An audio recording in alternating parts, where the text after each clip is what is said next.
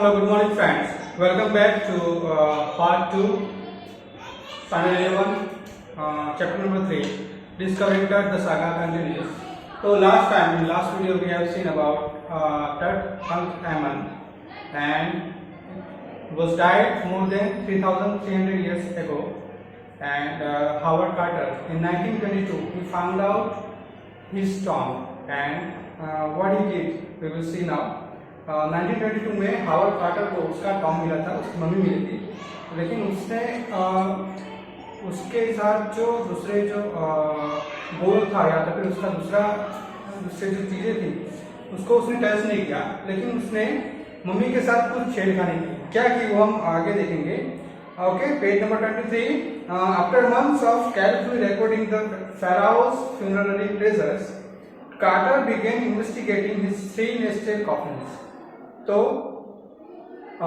कुछ महीनों के एनालिसिस के बाद, after months of carefully recording या फिर analyse the pharaoh's funerary treasures, तो उसके जो भी ट्रेजर्स थे उसके साथ उसने दफनाए थे उन्होंने टट अंक-एमन के साथ, उसके डेड बॉडी के साथ। तो उसका उसने पूरा एनालाइज किया और उसकी जो कफिन थी, इसके कफिन मतलब एक बॉक्स जहाँ पे हम डेड बॉडी को रखते हैं, तो उसने इन्वेस्टिगेशन शुरू किया। किसका जो उसका बॉक्स था वो भी इट वाज 3 नेस्टेड कॉफिन, मतलब उसका 3 लेयर था।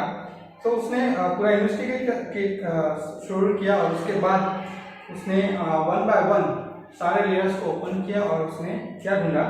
Opening the first he found a shroud add-on with garlands of willow and olive leaves. तो फर्स्ट लेयर उसने ओपन किया, he found a shroud add-on. Shroud मतलब a cloth used to wrap their body. तो पहले के ज़माने में आपको पता ही, मम्मी को वो लोग क्या करते थे, एक कपड़े के साथ उसको रैप कर देते थे और फिर उसको कफिन के अंदर डाल देते थे और उसके साथ साथ कुछ चीज़ें भी डाल देते थे जो उसको आफ्टर लाइफ चाहिए, जो उसकी विश थी वो। ओके, तो यहाँ पे भी उसने जब फर्स्ट लेयर ओपन किया, then he found out a shroud मतलब अ क्लोथ जहाँ पे उसकी डेड बॉडी या तो फिर उसकी मम्मी उसको उसने लपेटा था वो। श्राउड एड-ऑन मीन्स डेकोरेटेड, और you can say to make something someone more attractive by adding something beautiful, that means add-on. तो opening the first he found shroud add-on with garlands of willow and olive leaves. तो उसने देखा कि उसकी mummy कपड़े के साथ लिपटी हुई है फर्स्ट लेयर में, और उसके साथ साथ कुछ फ्लावर्स या तो फिर कुछ गार्लैंड्स भी उसने वहाँ पे रखे हुए।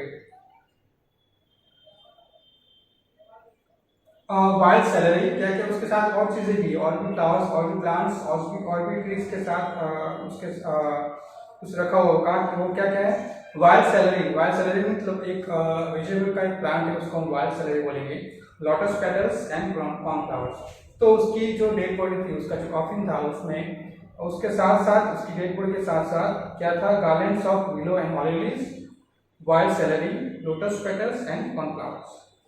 The faded evidence of burial in March और अप्रैल। तो ये सब चीज़ से ऐसा पता चलता है कि उसकी डेड बॉडी मार्च या फिर अप्रैल महीने में दफनाई गई थी, क्योंकि ये जो फ्लावर्स हैं मोस्टली हमें मार्च अप्रैल में ज़्यादा मिलते हैं। When he finally reached the mummy, though he ran into trouble, जब वो ज़्यादा इन्वेस्टिगेट करता रहा, जब उसने खोला, तब फाइनली जब वो मम्मी के पास पहुंचा, मतलब उसकी डेड बॉडी के पास पहुंचा, तब उसने एक और चीज़ देखी जो उसको ट्रबल करने वाली थी। ओके, वो क्या थी, the ritual resins had harden cementing that to the bottom of his solid core coffin। तो जब उसने वो खोला पूरा, तो उसको देखा कि एक रिचुअल रेजिन है। रेजिन मतलब एक सब्सटेंस है, मटेरियल है, एक जैसे ग्लू होता है, जैसे ग्लू, तो ग्लू के जैसा एक मटेरियल था उसके अंदर वहाँ पे था, जो बॉडी के साथ चिपक गया था और एकदम हार्ड हो गया था नीचे की तरफ, ऊपर भी, और उसके जो कॉफिन था उसके नीचे की तरफ भी वो फैला हुआ था पूरा, और वो पूरा एकदम से चिपक गया था उसके साथ, हार्ड भी हो गया था। Cementing to the bottom of his solid coffin, no amount of legitimate force could move them। और इजीली उसको मूव नहीं कर सकते थे, उसको निकाल नहीं सकते थे। Carter wrote later what was to be done, तो उसने लिखा कि उसके बाद अभी क्या करना चाहिए। The sun can be down like hammer this far south in Egypt, तो उस टाइम अभी भी इजिप्ट में ज़्यादा गर्मी है, ठीक है, तो उस टाइम ज़्यादा गर्मी थी और इजिप्ट में साउथ ईस्ट में सबसे ज़्यादा गर्मी पड़ती थी। तो उसने ऐसा सोचा कि ये जो कॉफिन है उसको बाहर लेके जाए सन के नीचे, और मे बी गर्मी के कारण, सन के जो हॉट था हीट के कारण मे बी वो पिघल जाए। तो उसने ये तरीका सोचा, and Carter try to use it to loosen the resins, तो उसने ट्राई किया उसको बाहर लेके जाए सन के नीचे और मे बी वो लूज हो जाए, मतलब वो पिघल जाए। For several hours, he set the mummy outside the blazing sunshine. कुछ घंटे के लिए उसने उसको मम्मी को बाहर लेके गया और to blazing sunshine. Blazing means extremely hot. Okay, तो he set the mummy outside in blazing sunshine. Then he heated it to 149 degrees Fahrenheit. और उसने 149 डिग्री फ़ारेनहाइट तक उसने गर्म किया। Nothing budged, लेकिन उसका कोई चेंज नहीं हुआ। Nothing budged, okay. So there is no any movement or there is no any we can say any change in the substance. He reported with scientific detachment that the consolidated material had to be chiseled away from beneath the limbs and turned before it was possible to raise the king's remains. तो उसने एक report किया, मतलब उसको पता चला कि इससे यहाँ से गर्मी से काम नहीं चलेगा, तो उसने दूसरा तरीका सोचा और एक वहाँ पे उसने साइंटिफिक टेस्ट ऑब्जेक्टिव उसने निकाला, उसने रिपोर्ट किया और उसने बोला कि क्या लिखा उसने, द कंसोलिडेटेड मटेरियल, जो सख्त मटेरियल है, सॉलिड मटेरियल है, वो had to be chiseled away from beneath the limbs and turned before it was possible to raise the king's remains. So the material had to be chiseled. Chisel मतलब उसका मतलब होता है एक tool होता है, इसको काटने के लिए या तो फिर उसको अलग करने के लिए या तो फिर तोड़ने के लिए एक टूल होता है, उसको हम चीजल बोलेंगे। तो उसने बोला कि चीजल का यूज करके उसको काट के उसको अलग करना पड़ेगा, वो सब्सटेंस और जो मम्मी है उसका, उसको तोड़ के उसको अलग करना पड़ेगा। बेनीथ मतलब अंडर या तो फिर लोअर लेयर, ठीक है। लिम्स मतलब पार्ट ऑफ बॉडी, ट्रंक तो आपको पता ही है, जो ट्रंक होता है वो। तो ये करने के बाद ही उसको जो किंग है वो मिलेगा, मतलब उसकी डेड बॉडी मिलेगी। In his defence Carter really had little choice, तो उसके डिफेंस में, उसके खुद के डिफेंस में बहुत ही कम चॉइस था उसके पास, बहुत ही कम चांस था। If he hadn't cut the mummy free, thieves most certainly would have circumvented the guard and ripped it apart to remove the gold. अगर वो कुछ नहीं करेगा, उसने अगर वो काटा नहीं, उसने वो तोड़ा नहीं, तो क्या होगा? If he didn't cut the mummy free, उसने अगर उसको मम्मी को कट करके उसको मम्मी को फ्री नहीं किया, तो thieves most certainly would have circumvented. Circumvented means deceive, या तो फिर cheated, या तो फिर आप बोल सकते हो कि avoid. तो circumvented the guards, तो वो क्या करेंगे, जो thieves है, चोर है, वो गार्ड्स को डिसीव करेंगे, उसको चीट करके, कुछ भी करके वो लोग rip it apart to remove the gold, और जो मम्मी है उसको अलग कर देंगे और वो गोल्ड है वो सब लेके चले जाएंगे, तो गोल्ड चुरा लेंगे। गोल्ड चुरा ले उसका मतलब उसकी प्रॉब्लम नहीं, लेकिन वो अगर वो मम्मी के साथ ज़्यादा छेड़खानी करेंगे तो जो पूरा मम्मी है वो पूरा टूट जाएगा, या तो फिर उसको ज़्यादा इन्वेस्टिगेट वो नहीं कर पाएंगे। इसकी वजह से वो उसने सोचा हावर्ड कार्टर ने कि बेटर है कि हम ही कुछ करें ताकि उसके बारे में हम ज़्यादा जानकारी ले पाए, अदरवाइज जो थीव्स है वो आएंगे और वो सोना चुरा के ले जाएंगे। Okay, so next is the in touch time the Royals were fabulously wealthy. तो तट के टाइम में, पुराने जमाने में, उस टाइम बहुत हजारों साल पहले जो रॉयल्स थे वो बहुत ही वेल्दी थे, बहुत ही उनके पास ज़्यादा पैसा था। एंड दे थॉट और hope they could take their riches with them. उनका ऐसा वो सोचना था या तो फिर ऐसा मानना था कि they could take their riches with them, so they thought that they could take their riches, they could take their money, their gold with them after death. मरने के बाद भी वो सारे चीज वो अपने साथ ले जाएंगे. That's why you can see a lot of gold and lot of things and lot of everyday things with the Tutankhamun's dead body. So they thought how that they could take their riches with them for his journey to the great beyond. King Tut was lavished with glittering goods. So King Tut was lavished means gifted with glittering goods. Glittering means shiny goods. बहुत सारा सामान उसके साथ था. Precious collars थे. Inlaid necklace. Inlaid means decorated with design. तो उसके साथ साथ बहुत सारे नेकलेस थे, वो भी डेकोरेट किए हुए डिफरेंट डिजाइन में. एंड ब्रेसलेट्स भी थे. Rings, amulets means magic chain. और या तो फिर आप बोल सकते हैं jewellery to give protecting against devil से दूर छुटकारा पाने के लिए एक वो लोग स्पेशल ज्वेलरी बनाते थे, उसको बोलेंगे amulets. Ceremonial apron, one kind of garment, a decorative garment. Sandals, sheaths for his fingers, covering for his fingers and toes, and the now iconic inner coffin and mask. तो ये सारी चीजें उसके साथ उसने वहाँ पे उन्होंने रखी थी. क्या क्या चीजें थी? We will repeat again. The King Tut was lavish with glittering goods like precious collars, inlaid necklace and bracelets, rings, amulets, a ceremonial apron, sandals, sheaths for his fingers and toes, and the now iconic inner coffin and mask. Okay, तो ये सब सारी चीजें उसके साथ, उसकी mummy के साथ उन्होंने अटैच की थी, उसके साथ रखी थी. All of pure gold. और ये सारी चीजें गोल्ड से बनी थी, वो भी प्योर गोल्ड से बनी थी. To separate that from his adornments, तो उसको अलग करने के लिए, to separate Tut from his adornment, उसके जो डेकोरेशन था उसको अलग करने के लिए, Carter's man remove the mummy's head and severed nearly every major joint. तो कार्टर का एक आदमी था, उसने क्या किया, सबसे पहले उसका जो सीट था वो काट दिया पूरा. ओके, सो कार्टर्स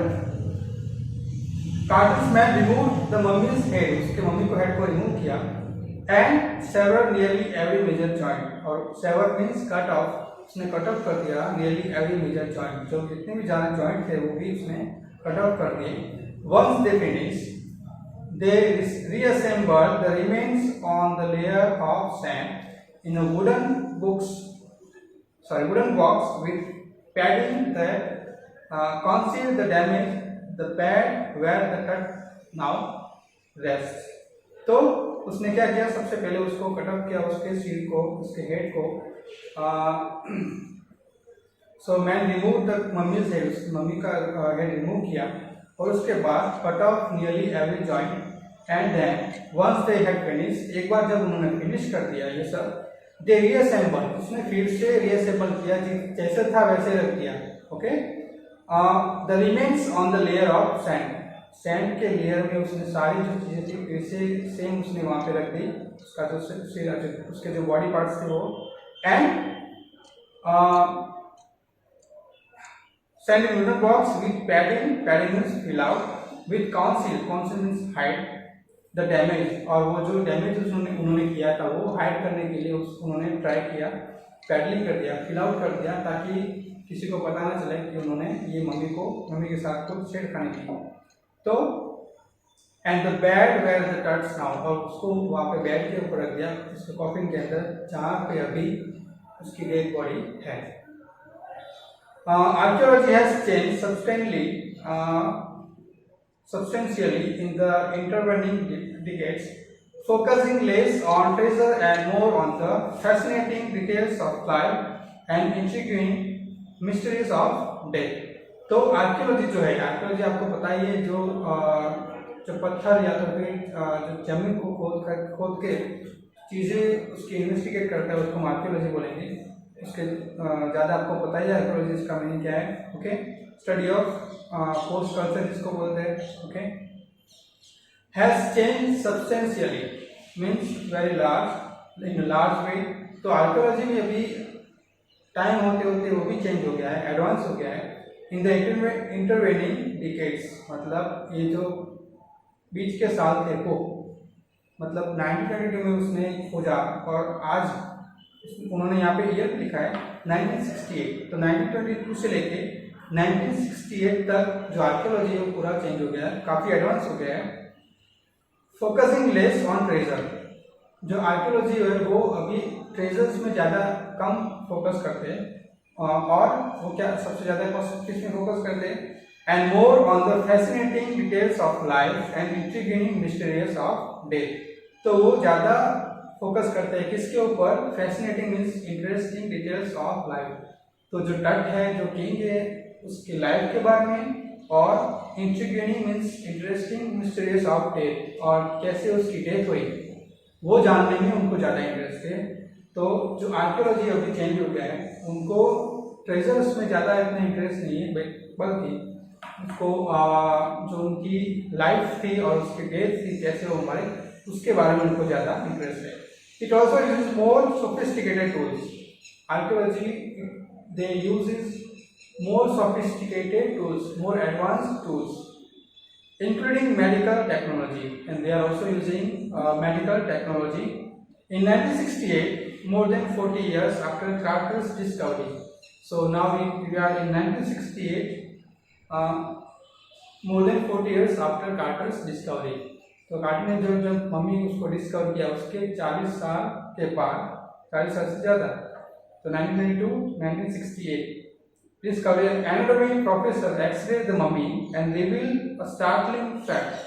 एक anatomy professor था, उसने उसका एक्सरे निकाला, मम्मी का एक्सरे निकाला, and he revealed a startling fact. reveal मतलब बाहर निकालना, उसने रिवील किया कि startling fact मतलब एक shocking, surprising fact।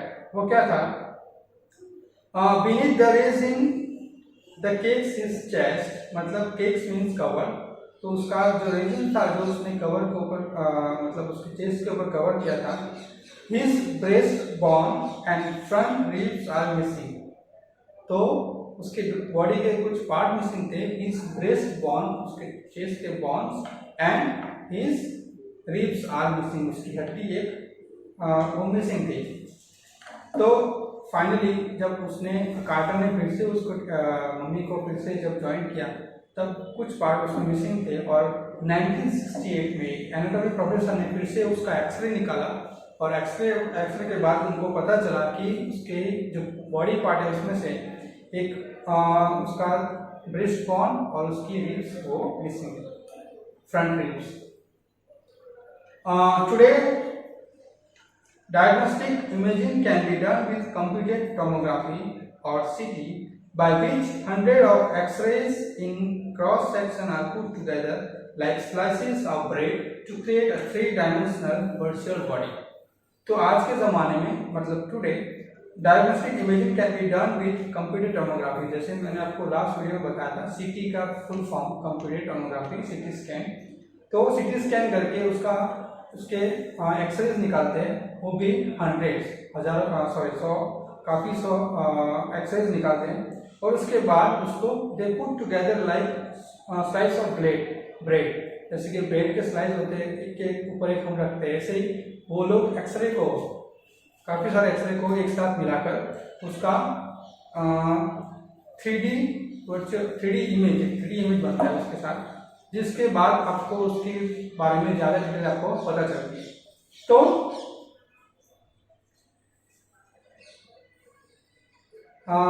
by which hundreds of X-rays in cross section are put together like slice of bread to create a three-dimensional virtual body। तो उसकी बॉडी का पूरा एक 3D इमेज बनेगा, जिससे वो उनको पता चलेगा कि कौन कौन से पार्ट मिसिंग है, और उसके बारे में ज़्यादा उनको इन्फॉर्मेशन मिलेगी। What more would a CT scan reveal after than the X-ray? तो उनको पता चलेगा कि एक्सरे से ज़्यादा CT स्कैन में उनको कौन सी इन्फॉर्मेशन ज़्यादा मिलती है। And could it answer two of the biggest questions still lingering about him? और या तो फिर उसकी लाइफ के बारे में जो टट है हमारा किंग है उसके बारे में, उसके जो बड़े जो दो क्वेश्चंस है, the biggest question still lingering, मतलब स्टिल अवेटिंग, सब लोग उसका वेट कर रहे हैं दो क्वेश्चन के आंसर का अबाउट हिम। वो कौन से क्वेश्चन दो? How did he die, okay, how did he die, वो कैसे मरा, and how old was he at the time of his death, okay. So how did he die, कैसे मरा, और जब वो मरा तब वो कितने साल का था। तो दो बिगेस्ट क्वेश्चन है उसके बारे में, तो वो सीटी स्कैन के बारे में उनको पता चलेगा, okay. So this is it, यहाँ तक रखते हैं, okay. One more paragraph, we will discuss one more paragraph. King Tut's demise was a big event, तो demise mean death, king Tut's death was a big event, why even by royal standards, royal standard के हिसाब से भी जो king टट का जो death था बहुत ही रॉयल था, बहुत ही बिग इवेंट था, because he was the last of his family's line, क्योंकि वो उसके लाइफ उसके फैमिली में सबसे लास्ट था, आखिरी वारिस था उसका। And his funeral was the death rattle of dynasty, और उसका जो फ्यूनरल था वो भी कुछ डिफरेंट था, death rattle of dynasty, but the particulars means details of his passing away and its aftermath are unclear, okay. लेकिन उसके डेथ के बाद की जो सारी इंफॉर्मेशन है वो अभी अनक्लियर है, वो क्लियर नहीं है, okay. So king Tut's demise was a big event, even by royal standards he was the last of his family's line, and his funeral was the death rattle of dynasty, but the particulars of his passing and its aftermath are unclear. तो उसके डेथ के बाद मतलब जो biggest question है, how did he die and at what age he died, कौन से एज पे वो मरा था। सो दो क्वेश्चन है हमारे पास, उसका आंसर हमें लेना है, वो भी हम नेक्स्ट वीडियो में देखेंगे। अभी आज यहाँ तक रखते हैं, ओके। फिर पेज नंबर 24 में मैप भी दिखा है यहाँ पे, वहाँ पे आप छोटा सा जो स्क्वायर यहाँ पे देख सकते हो, टॉम्ब ऑफ टटअनखैमन, उसका जो टटअनखैमन का जो टॉम्ब है वो यहाँ पे ड्रॉ किया हुआ है। Valley of the Kings, okay, थेब्स, वो सब चीज़ें यहाँ पे ड्रॉ की हुई है। इजिप्ट कहाँ पे है? अफ्रीका के थोड़े ऊपर, मतलब एशिया के उस साइड, लेफ्ट साइड, ओके। तो ये सब चीज़ें आप उसमें मैप में देख सकते हो, ज़्यादा जानकारी आप सर्च आउट फाइंड आउट कर सकते हो, okay. So in next video we will discuss more about this chapter, okay. So thank you so much, have a nice day.